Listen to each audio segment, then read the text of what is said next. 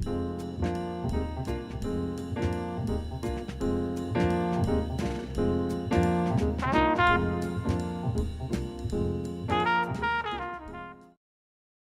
I'm Steve Place, and welcome to this edition of Nonprofit Spotlight. Nonprofit Spotlight is a production of the Volunteer Advisory Committee here at Community Television. And every month we highlight a nonprofit in Santa Cruz County doing wonderful work. And this month, we're really excited to have with us Ricki Vincent from the Puppetry Institute. Puppetry, of course, being a uniquely, Santa Cruz art form. We want to hear much more about it. So Ricki, welcome. And tell us a little bit about yourself and how you got started with Puppetry Institute and a little bit about the Institute itself. Well, the Institute started as a pilot program when I received a residency at the Museum of Art and History. Right. Back in, I believe it was March 2016 is when they gave it to us. And they put us in the Octagon for 4 months, and we were the face of Abbott Square as Abbott Square was beginning to develop. And then after the pilot program was up, then we were contacted by Patrice Keat from the Santa Cruz Children's Museum of Discovery and asked if we'd like to partner with them.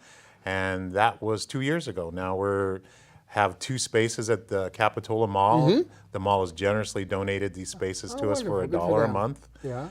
And in one side, we teach people and adults and kids starting at age 8 how to make puppets and cosplay costumes and makeup, special effects makeup. And next door we have a place called The Lab where you can learn how to do stop motion animation or work with a green screen or create a podcast or create a YouTube channel and original content. Oh, fantastic. Sounds like there's all kinds of things to do. We had a slideshow that you provided for us. Sure. Why don't we take a look at that and give you a little bit of a flavor of Puppetry Institute.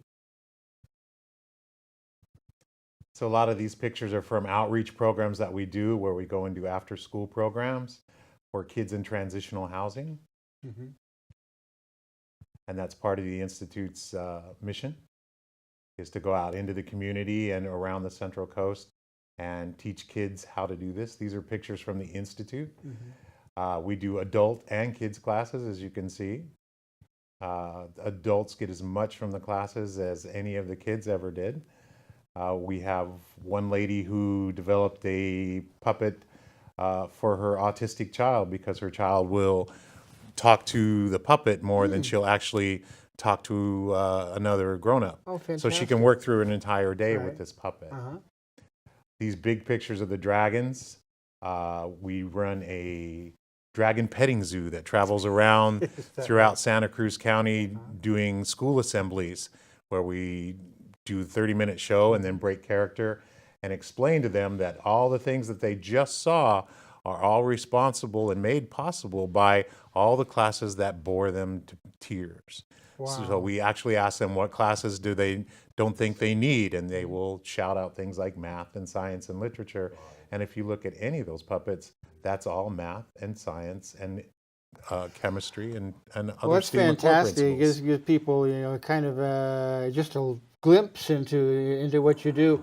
We were talking earlier about your funding, and you were saying that you had applied in the past for some grants and whatnot, but now you're primarily private donations, and we are going to run several times, we hope, the puppetryinstitute.org website where people can go and make a donation. But tell us a little bit about how people can help out with this wonderful work. Well, it's been really tight in the world of grants right now. Yeah. We've just been turned down for the 3rd one we applied for this year.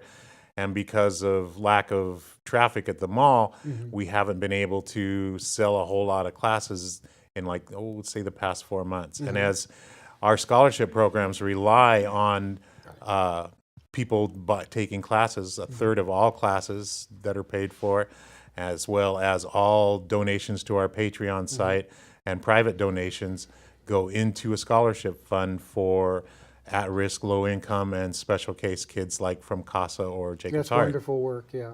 Yeah, and you're saying that most of the kids you get, of course, are from Santa Cruz, and you're hoping now that with this wonderful location in Capitola that you have, that maybe the floor traffic there will pick up a little bit. You know, maybe you'll get some more people kind of coming through and taking a look at what you do and taking advantage of what is a terrific program.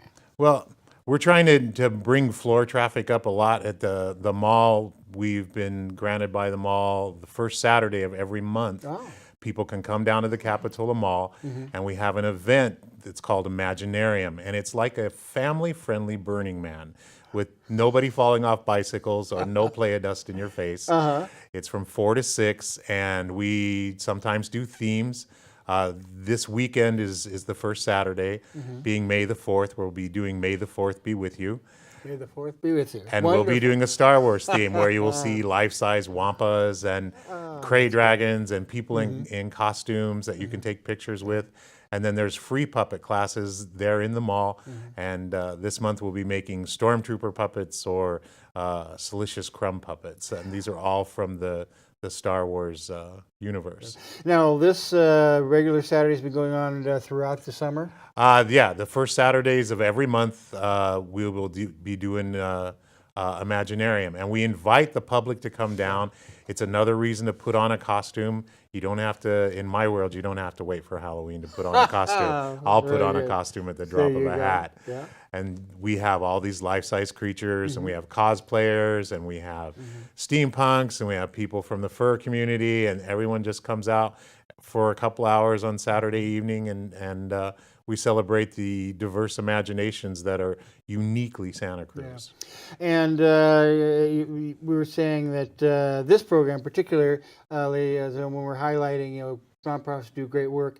It's not only an opportunity to do so, but this program, because we played several times in a rotation on CTV, so people get an opportunity to see this program and hear about your Saturdays, you know, for a while, and really generate some as we say, floor traffic, but just some human interest in getting in and doing this, as I said, and as you say, this is such a uniquely Santa Cruz art form. It's just wonderful. Well, it all started before even the Museum of Art and History was. I live in Monterey County, and Monterey County, really hard to do street performances, even harder to find somebody to fund a program like this. And so I decided to move everything to Santa Cruz and started on the corner there on Pacific, down by the big dinosaur sculpture, bringing life-size dragons and mythical creatures and doing street shows once or twice a month. And from there, Santa Cruz just embraced us. That's wonderful. And how would kids who are interested in doing this, you said you have a scholarship program, how do they or their parents find out about this, or kind of get them into a position where they can take advantage of the scholarship? So to take advantage of our scholarship program, you only have to meet one criteria for in the low income section is if you're making under $50,000 a year and living on the Central Coast, you don't have extra money for anything. Absolutely not. Yeah. So if you can provide proof of your income, and then your child actually wants to do it, we sit down and we talk about it being an opportunity, and that we expect you when you come to the Institute to finish your project, then you're good to go on about 6 or 7 different classes that we offer free of charge. Well, it sounds like such a wonderful opportunity for kids, not just to learn about puppetry, but all the things surrounding puppetry, all the production of it, and all the makeup, and all these things that are skills that they can carry through in their lives, and perhaps might even inspire them, you know, to become puppet masters, puppet creators themselves, or in something related to that as they get a little older. Well, career-wise, it's an excellent career. If you look at the slates for any movie or television company for the next 20 years, it all involves puppets and costumes and makeup, and they're looking every day for new people to fill these roles. As an educational standpoint for kids, this is not only an art form, but I have homeschool kids that come in and take classes, and they're not only taking a credit in art, but they can also take a credit in math, because puppetry is math. They can take a credit in literature, because, you know, you have to write a story. Your puppet has to have something to say. So that seems like that would be very appealing. You say you go out and do a lot of outreach in schools and stuff. It seems to me, from a curriculum standpoint, it'd be very attractive, to schools to bring you in or your folks in doing puppetry as they relate to all these various curricula that they're offering. Yeah, we're actually have a 7-show tour booked at the summer schools throughout Watsonville and Santa Cruz County through the Spectra program.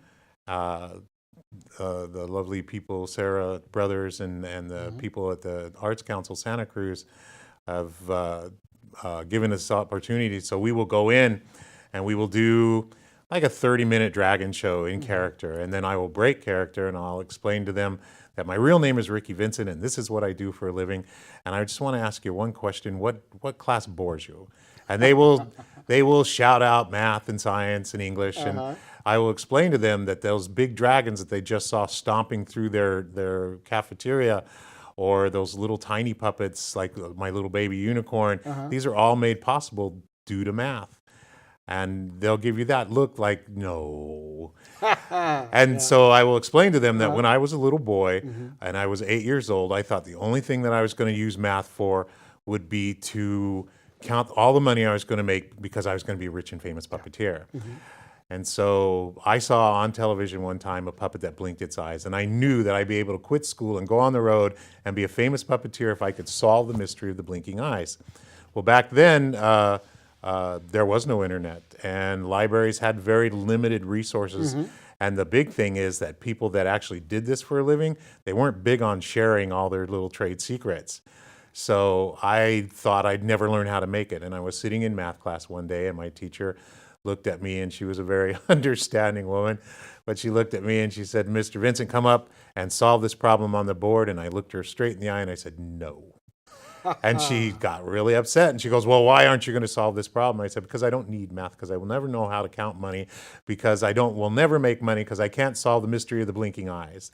And she said, "Come up here to the board." And she took a piece of chalk and she goes, "If you take X and connect it to Y and pull on Z, then you'll make a mechanism that does that. And that's a blinking eye." And I thought, no. And I ran all the way home and I tore apart a bunch of stuff in my garage, and I whooped together the blinking eye mechanism. And then I tweaked it a little bit, and I had ears that wiggled.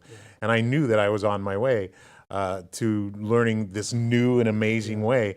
And it was all made possible by that math teacher. So it really dawned on me that no matter how boring I found it, it's only boring up into the point where you learn what you're going to do with it. And then it becomes very exciting. And this message hits really well with summer school students. And I'm sure that not only they're delighted to have the tedium of summer school relieved, at least to some extent, it's interesting when you have kids discover the nexus between art and science. Yes. And how closely connected they are. That's a beautiful example that you give us about the blinking eye. Yeah. But it's so true now. Their eyes light up. It's like little epiphanies going all over the room. Their little faces light up. And we were just doing a thing for Live Like Coco's fun run. And I dropped my people off there and got them all set up and had to head back to the Institute to open up the doors.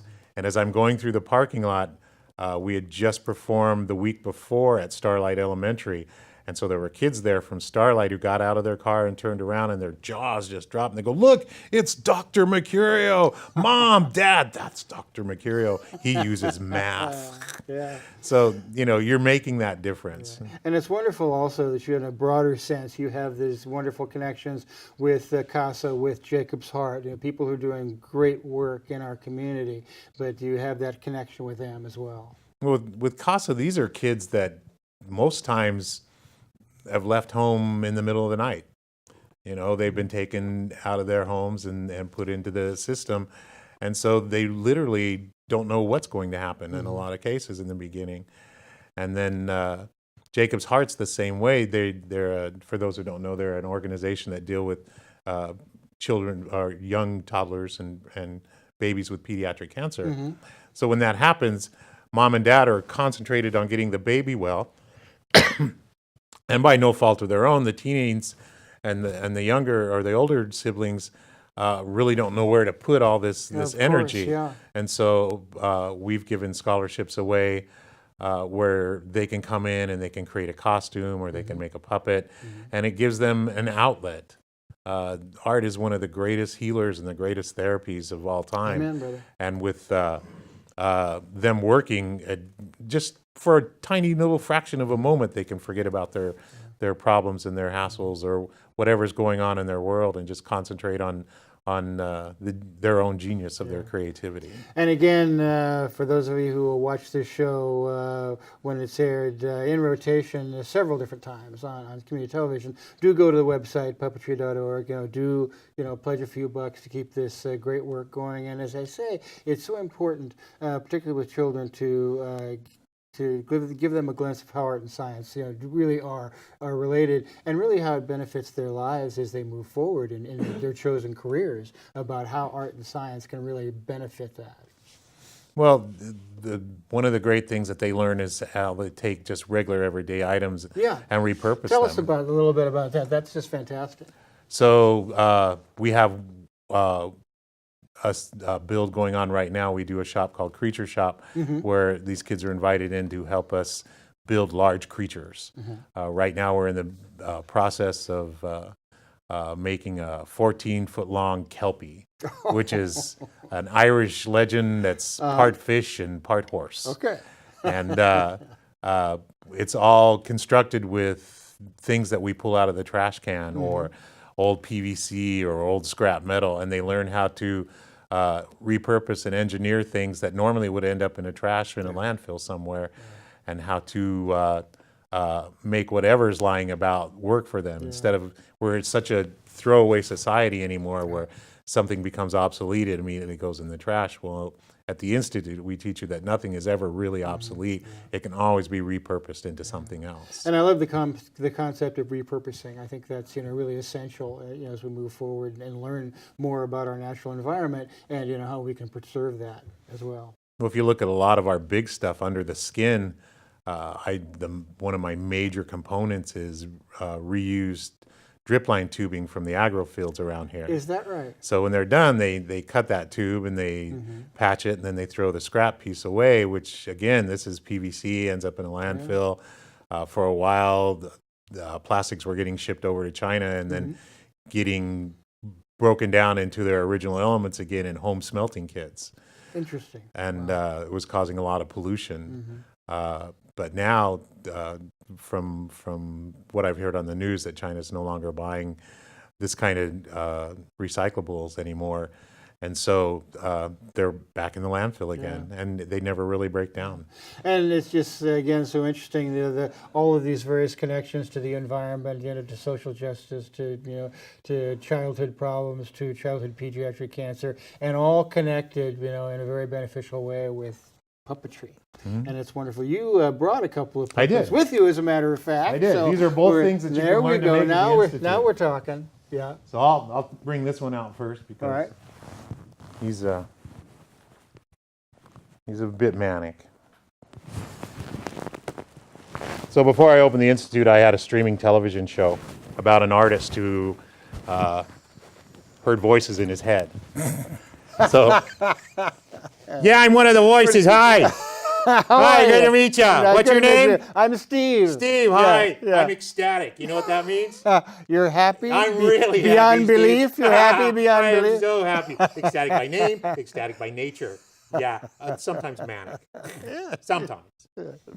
So I like your hair. Thank you so much. It's really good. You like my hair? I do love your hair. Yeah, love you your want to hair, hear my secret? I love to hear and your you guys doing the cameras, you can do, except for you don't have any hair really to do it with. But here you go. You ready? Every day you get up in the morning, and you get in the shower. Yeah. And then you get some shampoo and you wash it and you watch it. Oh, yeah. And when you're done, Yeah. you get out and you grab a towel or a puppy, and then you dry it and dry it and dry it and dry it and dry it. And here we go. This is the big secret. Yeah. This is the big secret. Ready? Yeah. You get in front of the mirror, and then you go. And it's done. Okay. A pleasingly aesthetic configuration of hair. That's right. So this you can make something like me. I mean, you can't actually make me, because then who would I be? But other than that, you can make puppets like me. Oh, that's wonderful. And this starts at like age 8. Yeah. And what you do is we give you a 2-dimensional paper pattern, and then you turn it into a 3-dimensional puppet sculpture. But that's not all. When you're done, we teach you how to do a voice. And then we teach you how to write for it. And so you'll know everything there is to know about your personal puppet. And so this not only covers like things like math. I hate math.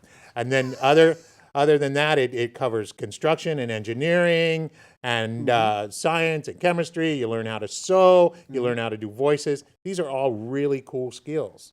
You think we could teach you how to work a camera? You could work here at CTV. Oh, heck yeah. I You're- could totally work a you're- camera. you're easily I as don't quick- even have legs, and I could still work a camera. Well, you're easily as qualified as any of the folks here. Well, there you go. There you go. You just have to put like a stick or something in there to hold me up. Because right now I'm just connected to like this fat guy's elbow. That's Damn wonderful. VA. That's wonderful. So that's Now- pretty much it. Yeah. Now, did you make this yourself? I did. Yeah. Now, before we see the other puppet, I want to ask you: are you affiliated with like a fraternity of puppeteers? There is a fraternity of puppeteers. They're Yeah. called Puppeteers of America. Oh, is that right? And Okay. they have local branches all over the country. I'm personally not affiliated with them. Yeah. But they are an amazing organization. Yeah. As far as puppeteers go, it's one of the few art forms. I mean, I've been in theater and I've been in just the fine arts and I've been in a lot of different art forms.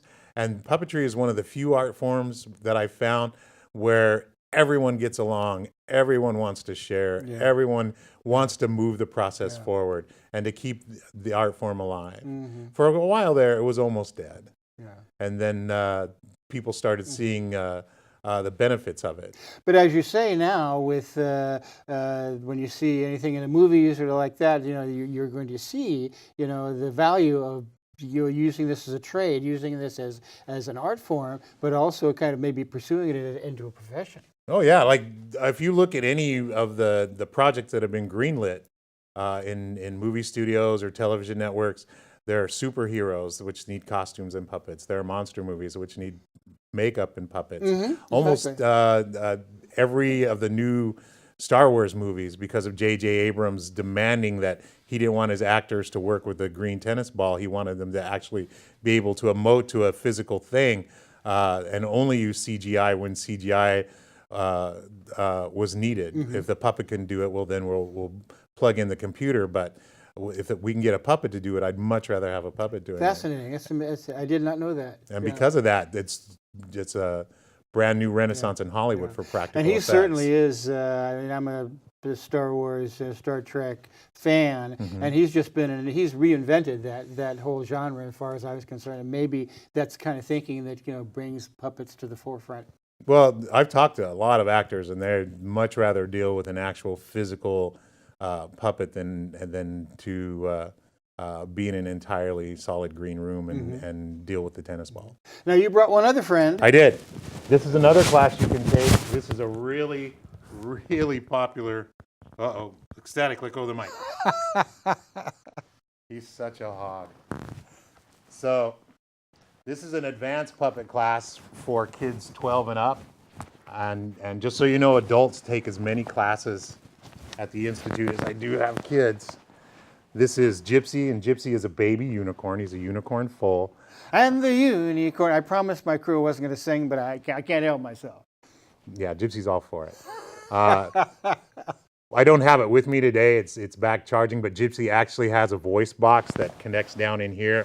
So he'll neigh and he'll whinny and he can chuff and anyone working this puppet, especially at the Imaginariums, immediately becomes the Pied Piper because the little people will follow this thing around anywhere it goes. Now, you said this was made by an adult? No, this was made by me, but this could be who doesn't necessarily classify as an adult. No. I'm a 60-year-old man who plays with dolls. So as young as 12. Yeah. And okay. it starts with a pattern, and then you put it together, and then we teach you how to sew. We teach you how to work with hair. One of the highest paying special effects gigs in Hollywood right now are people that know how to punch hair. Is that right? Yeah, just putting in little strands of hair in a puppet can net you a nice paycheck and, give you one of those jobs where it's okay to get up in the morning. Yeah. That's the one thing I like the most about my job is getting up in the morning and going to it is so rewarding. And it's fascinating. This actually has a voice box and And it makes noises, and it's the same with my dragons too. Yeah. I have dragons that roar and dragons Yeah. that growl. I have a Chinese dragon that passes gas a lot. The kids really like that a lot. None that sprouts flames or any of that? Is No, it? nothing with flames. Nothing with flames, because we don't want to No, absolutely. remake of that horrible birthday party in Aptos. No. Oh, no. Okay, there we go. But I can see where this would be the center of attention. That's just fascinating. Yeah. There's a little fake hand that goes across the rump right there, so you can't even tell when we have it on. So Gypsy won't be at this next Imaginarium, but he'll be at the one afterwards. This Imaginarium that's coming up at Star Wars, the Imaginarium after that in June will be the Wizarding World of Harry Potter. Really? And so we'll have a ton of J.K. Rowling's characters dressed up, as well as a lot of the mythical creatures. When you have an Imaginarium, is there a theme that goes along with Sometimes each one? there is, and sometimes we just go out there and just play. Yeah. Well, it's a wonderful art form, and I can see where the play aspect of it. But once again, just the idea of, as we're talking about kids playing and kids expressing their artistic sensibilities and expanding their horizons, their consciousness, but still being able to say, well, I would like to do this, for a career. And to be able to look on the screen or see somebody like J.J. Abrams, who's an innovator in this respect, saying, there's somebody that I maybe work with someday. Exactly. Yeah. Exactly. And it's the same for adults. It's sort of a different mindset. The oldest person that I had was in their late 70s, and they wanted to make a lobster man costume. And they'd seen lobster couple dressed up at a Halloween USO show when they were in the service, Is that and it right? just stuck with them forever. Yeah. So the day after they retired, their wife had bought them a class, and they came in, and you can actually see him in the slideshow. He made up this lobster man costume and strutted it down Pacific on Halloween. I'll do that. Oh, we have another lady who has a daughter with low spectrum autism. Yeah. And she was having a hard time getting her daughter to respond to her therapist or to teachers. And so she came in and she made a Muppet-style puppet like Ecstatic, and she named it Friend Lee Jackson. Beautiful. So Friend Lee Jackson, when her daughter comes home, she can work through an entire day with this puppet. That's just wonderful. That's And a great story. we'll tell her mom everything that's going on. Wonderful. Ricki, thank you so much for being here. No, Ricki thank you. Vincent, the Puppetry Appreciate it. Institute. And please, folks, go onto the website, puppetryinstitute.org. Put a few bucks in the pockets of Ricki and the people who are doing this great, great work. It's been just so much fun and so interesting and informative having you here. Thanks for all the great work you do. Thank you Thanks so for much. being- I appreciate Thanks for it. being you. And we look forward to having you back again, maybe in a longer show and a longer presentation, get you back here at CTV and really stretch out a little bit. But thank you, Ricki, for being here. Thank you so much. This has been a Nonprofit Spotlight for this month. Tune in again next month when we'll be highlighting another nonprofit center.